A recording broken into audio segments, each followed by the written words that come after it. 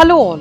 This is Devika from MITSDE, and you're listening to the MITSD podcast. More people than ever prefer listening to information bits, pro tips, or educational content on the go. And this podcast series is here to discuss the latest advancements in different industries, share some cool corporate tips, the opportunities, and the strategies that will help you become a pro professional. On this note, I'll hand over the mic to our very own Professor Bonnie Rajesh, the academic content lead for marketing and business communication.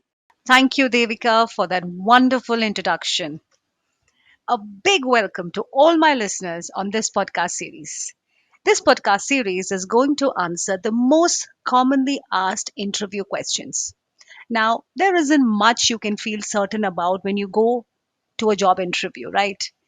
Yet, there is at least one thing you know for sure. You will be asked the tell me about yourself interview question at some point in the beginning of the conversation. Now, most of us are terrified by this tell me about yourself question. And often than not, you start to ask yourself, how do I start? What other things did I say or I should not say? Do I stick to the facts from my resume or should I start with my education or experience? Now, these are just a few of the many questions roaming in our heads all the time. We have to face the tell me about yourself awkward question. Now, let me tell you what the interviewer wants to hear. Trust me, no one wants to listen to a long autobiography starting with how you finished high school. What the tell me about yourself really means is sell yourself. You do not need to wait until you asked, why should we hire you? Or what makes you a great fit for the role? This is the main reason why you're having the interview in the first place. Now, telling them about yourself is an ultimate chance to convince them that you got their phone call for the right reasons, or rather, you're there for the right reasons. Now, the core of your answer isn't actually yourself. Even though tell me about yourself question is technically focused on yourself, is it really what the interviewer is actually asking about? Now let's think about it. Let's start breaking the question. As you probably already know from personal experience, you have greater chances of getting someone to like you if you put them first and start a conversation with what matters to them and not just you. So, how is this job interview any different? So, if you want to hit a 6 with your tell me about yourself answer, you have to put the needs of the interviewer first and build your answer or build your pitch around it. The employer's business needs will always be the top priority on their list, which makes it your top priority too. Now, their business needs are what determine which pieces of your profile, your history, or your relevant experience is also relevant for them. If your years of experience working with a specific software does not make you great at the job in question, it's not worth spending time talking about it. I hope you all agree on this. So, now remember how we mentioned that the employee's business needs are at the top of the interview's list of priorities? Now, this is exactly why it is important for you to connect the unique attributes you bring to the table with what they are looking to accomplish if they hire you. So, how do you answer? Tell me about yourself. I'll give you a classical example. So I'm imagining that someone has asked me, tell me about yourself. I'd start off with, I have more than 6 years of experience in full cycle accounting.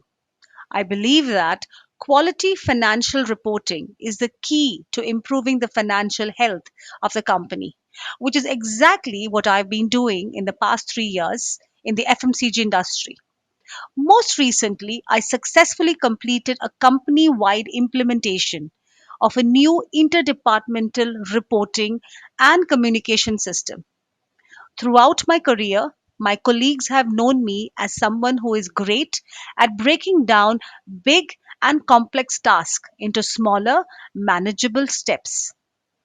It is what has consistently helped me improve quality of financial reports, increase accounting efficiency, and significantly reduce administrative cost. This is another answer that you could give. For example, my career in HR started about 8 years ago when I understood the real meaning behind the phrase people are at the heart of any business. For the past 3 years, I have been working as an HR director at the largest ABC bank in my city. Most recently, I have been leading a new project focused on increasing employee engagement and productivity. I'm passionate about building and strengthening communities and have been actively volunteering with multiple community building initiatives. This experience has taught me more about what makes people tick and has helped me become a better manager. Now, it is no secret that it takes a bit of a practice to feel confident about how you present your personal brand to the interviewer. And my personal tip over here would be to practice. So, before you get the chance to appear in front of your potential buyer, I would suggest practice, practice, practice with someone. Now, that could be your spouse, it could be a good friend, it could be a good peer. Ask them to listen to your pitch and then compare whether was your message delivered in the right manner. Did your previous experience, your skill, match the job profile that you had applied for? How was it received? Was what the other person remembered exactly what you wanted them to remember from your answer? So this is how you can tackle this question. The other kind of, commonly asked interview questions are, what are your hobbies? Now, it's very important to understand why are they asking you? So culture is important when hiring. So the recruiter or the hiring manager wants to know if you fit in with the team. What are you like as a person? Are you an easy person to chat with? What soft skills do you have? Talking about something unrelated to work gives them an opportunity to see you as a person. They may also be able to pick up on soft skills demonstrated in your hobbies. Now, how do you answer this question? You need to feel free. You need to speak passionately about the things you enjoy. You have to be extremely honest over here. The point is not to impress them with your hobbies. The point is to be likable and approachable. So if you can, show your hobby demonstrates a skill that you also use in a job. For example, this is how maybe you can answer this question. I love being creative. I took a photography class a few years ago and I fell in love with it. Photography is a fun blend of precision and creativity, and it's always a fun challenge to capture a moment in a way that communicates the emotion of it. I think that's also why I love programming. You sometimes have to think outside the box, and it's really about the little details.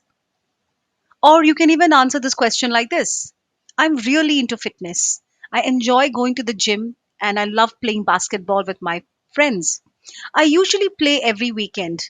I know fitness isn't enjoyable for everyone. Don't get me wrong here, but there are days even when I do not want to go to the gym or even to work out. But I've learned to enjoy the process, and it has taught me a lot of self discipline. So you see how simple it is. You need to be yourself. There is no best answer here. So even if you just spend a few minutes talking about your hobby, that's good enough. Remember, here with this question, they only want to know you as a person. They're not going to hire you because of your hobby. So take the opportunity to relax and talk about something that you're totally passionate about. Now, another kind of a question that probably can come your way is, how can you explain your employment gap? I'm sure many of us have had this problem, the employment gap, especially for women, because we put on multiple hats, isn't it? As a mother, as a daughter, as a wife. So, why do they ask you about your employment gap? So, first things first, there's no reason to panic. If you're asked this question in a job interview, people assume that they are being admonished because they do have a gap. No, people just want a reason. It could be literally anything. The point here is not to give or treat a person or try to spin a person into something, unnecessary. You really just have to explain that you've had a logical reason for not working, and not that you suddenly quit your job and didn't work at all. or do anything else for a significant period of time. Now, that would be a red flag. So, how do you answer this? You have to be, like I said earlier, you have to be honest over here. Did you take off work to go back to school, to college, or to take care of your parents, or even your kids, or even travel the world? So, all those are fine. See, many employers don't even ask this question anymore because there are so many reasons that are completely valid. However, in case you come across this question because of your employment gap, you can answer like this: I decided to take a year off to pursue starting my own business. Even though it eventually did not work out, I'm glad I got the experience and took the opportunity to try something new. Or another way to answer this question: I wanted to make a career change. So I took some time off to figure out what new direction I wanted to go in. And that is what has led me to this job opportunity. See how simple it is. I'm honest over here. I've told them that I wanted to start my business because I was passionate about it. I've also been honest about the fact that the business did not work out. And I'm also happy that I got some learning experience out of what I did. So you are being extremely passionate about what you wanted to do. You are being positive about what has happened. You've not taken the loss or the defeat, or the unsuccessful business stint that you tried was did not bring you down. You got up, you dusted, and here you are looking for another job opportunity. So these are the attitudes that perhaps any employer is trying to look at. So, with this, I'd like to wrap this short, most commonly asked interview questions. Thank you for listening to us patiently to this podcast. I hope these tips will definitely help you bag your next interview. Do write to us for more suggestions and questions. I will be happy to address it. Till then, this is Professor Bonnie Rajesh from MIT SDE signing off.